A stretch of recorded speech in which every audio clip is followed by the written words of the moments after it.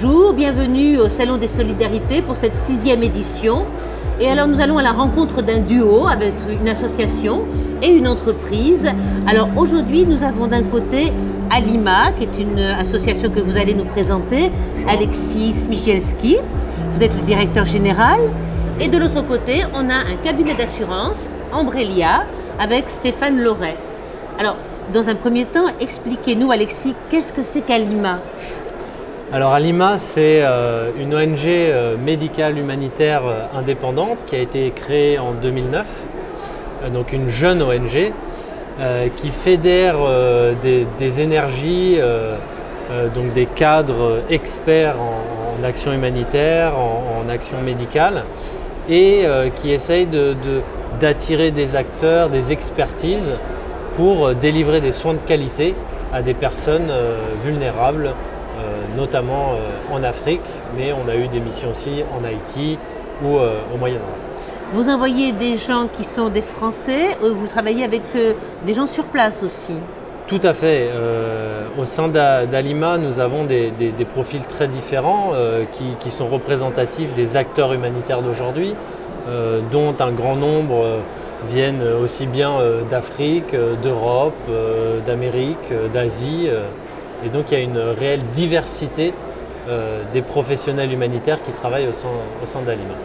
Et en 6 ans, vous avez connu une croissance exponentielle? Une très forte croissance parce qu'on a une spécificité d'avoir mis un siège en Afrique et d'avoir un réseau de professionnels très important qui nous a permis tout de suite d'avoir une reconnaissance auprès des bailleurs qui nous ont fait confiance et d'avoir une croissance très exponentielle. On a commencé en 2009 avec quelques centaines de milliers d'euros et aujourd'hui on a un budget qui nous a permis de soigner plus de 2 millions de personnes en 7 ans. Alors vous, Stéphane Loret, Ambrelia, vous êtes un cabinet d'assurance spécialisé plutôt pour les ONG. Voilà, donc nous sommes courtiers, plus précisément, indépendants, et nous sommes spécialisés dans les assurances internationales pour les personnes qui sont en mobilité à travers le monde. Et nous avons développé une approche et une solution dédiée au monde humanitaire pour les ONG qui ont des collaborateurs sur le terrain dans le monde entier. Et comment vous êtes-vous rencontrés alors ? Eh bien, ça commence par une rencontre, le fruit du hasard en quelque sorte. Vous n'étiez pas leur assureur au départ? Non, pas du tout. On a voulu rencontrer Alima pour comprendre leur métier, leurs besoins et il est apparu qu'effectivement par rapport à leur croissance, leur dispositif précédent n'était plus adapté de par la diversité des personnes, de par les différents pays dans lesquels ils commençaient à se développer.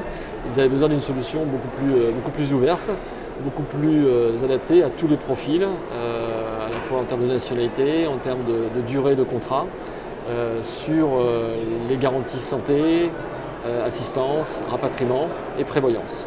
Voilà, donc c'est comme ça que nous avons initié cette collaboration en leur apportant une solution personnalisée qui répondait bien à la problématique RH de l'époque.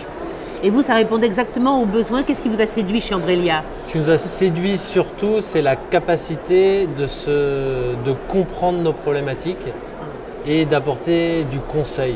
Parce qu'on était une jeune ONG, et on était dans une phase de croissance très forte, on en a parlé, avec une multiplicité de profils, de durée de mission, de personnes de nationalité congolaise qui partaient en mission en Haïti, d'Européens, enfin voilà, donc des durées différentes, des nationalités différentes, etc. Et on avait un peu du mal, c'est pas notre métier l'assurance, donc on avait besoin de trouver quelqu'un qui pouvait nous comprendre, nous accompagner et nous donner une solution un peu personnalisée. Et c'est ce qu'on a obtenu avec Ambrelia. Et alors j'ai l'impression qu'aujourd'hui, ce qui est intéressant, c'est que justement Ambrelia arrive à adapter exactement ses contrats et évolue grâce à vous. Oui, effectivement, on a été les premiers...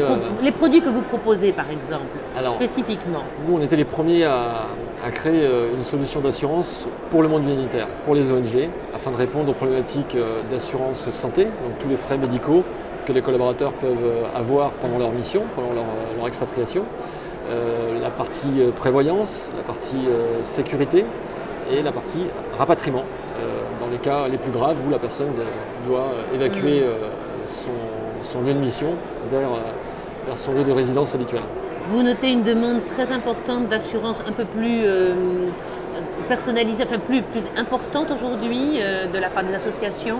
Oui, effectivement, les ONG ont quand même, de par leur activité, de par leur recrutement, ont un profil un petit peu spécifique par rapport aux entreprises notamment. Donc il était nécessaire d'apporter une solution dédiée à leurs collaborateurs et surtout aux évolutions qu'ils connaissent en termes de recrutement, en termes de fidélisation, tout en maîtrisant les coûts, puisque l'aspect budgétaire est important pour tout le monde, mais encore plus pour les ONG. Comment se développe ce partenariat aujourd'hui? C'est une grande disponibilité et on le voit lorsqu'on envoie des équipes lutter contre Ebola, par exemple en Guinée.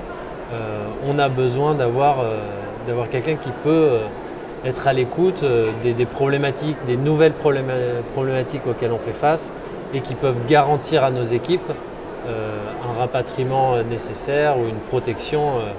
Donc ça, c'était vraiment quelque chose de très bien qu'on ait pu avoir cette confiance-là avec Ambrelia. Aujourd'hui, on évolue à Lima, on essaye de diversifier, de se lancer un peu dans le mécénat d'entreprise. Et ça, c'est quelque chose sur lequel on discute aussi avec Ambrelia. Qu'est-ce que vous entendez par là? On est à la recherche de partenariats. L'idée d'Alima fondatrice, c'était justement la synergie. On le voit, on a des partenariats avec des universités sur de la recherche, on a des partenariats avec des entreprises privées sur des solutions technologiques. On a là un partenariat sur du service, sur de l'assurance. Donc voilà, donc ça c'est quelque chose qu'on va continuer et qu'on va renforcer dans les années à venir. Vous pensez que les associations ont besoin aujourd'hui de travailler avec les entreprises en coopération très étroite? Je pense que les ONG ont un cœur de métier, ont un savoir-faire et que le but n'est pas d'internaliser toutes les compétences et toutes les expertises qui existent dans le monde et au contraire d'aller les chercher là où elles existent pour les fédérer et pour se concentrer sur notre métier qui est la médecine humanitaire. Vous n'avez pas envie de devenir un entrepreneur social et solidaire, vous voulez rester une association? On est très attaché à notre esprit associatif, à notre association et on veut continuer à délivrer du soin de qualité et on n'a pas vocation à se diversifier dans une multitude de domaines ou d'expertises dans lesquels donc vous souhaitez des fournisseurs sur lesquels vous pouvez compter, qui soient à votre écoute et qui évoluent en même temps avec vous. Tout à fait. Vous avez des projets pour 2017, peut-être quelque chose de particulier? Vous, je crois que vous recherchez du financement. Oui, l'idée c'est d'essayer, on le voit bien, on a besoin à la fois pour avoir un peu de flexibilité, de disposer d'un peu de fonds propres, pour avoir un peu plus de flexibilité entre les contrats qu'on a avec les différents bailleurs, pour intervenir de manière un peu plus rapide, parce que c'est vrai qu'il y a parfois des problématiques de disponibilité des financements sur des urgences, mais aussi des besoins en investissement qui sont nécessaires lorsqu'on est à la tête d'une ONG qui grandit comme ça et qui se développe.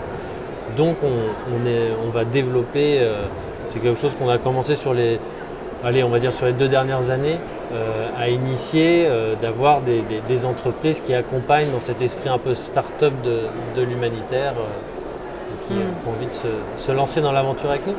Et c'est pour ça que vous êtes sur le Salon des Solidarités cette année? Tout à fait. Qu'est-ce que vous en attendez? On le voit, on passe énormément de temps à discuter avec, que ce soit des gens qui viennent, mais aussi d'autres exposants, pour partager un peu les bonnes expériences, les bons carnets d'adresses, parce qu'on voit la rencontre qui a été un peu le fruit du hasard et qui a mené aujourd'hui à un excellent partenariat. Donc c'est un peu comme ça que ça marche, on est un peu tous là pour la même chose. Donc vous, Ambrelia, vous êtes là pour montrer combien ça marche avec les associations et leur proposer vos services? Voilà, c'est ça, exactement. Alima est un très bon exemple pour nous. Nous souhaitons, et nous avons déjà dupliqué d'autres modèles comme celui-ci. Mais ce qu'on apprécie particulièrement avec Alima, c'est ce partage, je dirais, de valeurs et de philosophie termes d'innovation, en termes de changement de notre environnement respectif. Donc c'est important d'avoir ces valeurs partagées et c'est ainsi qu'on souhaite continuer avec Alima sur d'autres projets en 2017. C'est ce que l'on vous souhaite. Merci beaucoup. Merci. Merci.